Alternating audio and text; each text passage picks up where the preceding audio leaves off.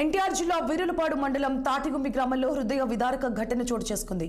తన కుమారుడు మృతదేహం ఇస్తే దహన సంస్కారాలు చేసుకుంటానంటూ ఒక తల్లి బోరున విలిపిస్తోంది.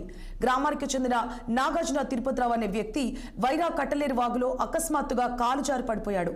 తన కుమారుడు గల్లంతై 2 రోజులు గడుస్తున్నా మృతదేహం ఇప్పటి వరకు దొరకలేదని ఎన్డీఆర్ఎఫ్ సిబ్బంది మృతుడి తల్లికి ఫిర్యాదు చేసింది. తల్లి ఫిర్యాదు మేరకు ఓ పక్క పోలీసులు, మరోపక్క ఎన్డీఆర్ఎఫ్ సిబ్బంది గాలింపు చర్యలు చేపట్టినప్పటికీ మృతదేహాలు లభ్యం కాకపోవడంతో తల్లి కన్నీరు మున్నీరుగా విలిపిస్తోంది.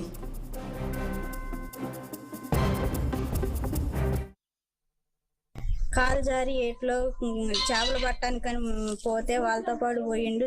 చూడటానికి పోయి కాలు జారి దాంట్లో పడిపోయిండు. ఈ లోపల బాగా ఏరు రావటం వల్ల కట్ల వేరు ఎక్కువగా రావటం వల్ల మా అబ్బాయి దాంట్లో పడిపోయిండు. 2 రోజుల నుంచి ఎతుకులాడుతున్నారు. గజెతుకాలను పెట్టారండి గవర్నమెంట్ నుంచి. 2 రోజుల నుంచి చాలా లెక్క ఎతుకులన్నా కూడా ఎక్కడా కూడా కారు రావట్లేదండి. మా అబ్బాయి మాకు ఎట్టి పరిస్థితులు అయినా కూడా మా అబ్బాయిని మాకు కొంచెం కానొచ్చేటట్టు చూస్తే కళ్ళతో చూసుకుంటామండి. మాకు అనేది ఎవరూ లేరండి. మా తమ్ముడు ఒక్కడేనండి. మా అన్నయ్య ఉన్నాడంటే పట్టించుకోకుండా వెళ్ళిపోయాడండి. ఇప్పుడు దాకుండి వెళ్ళిపోయాడు.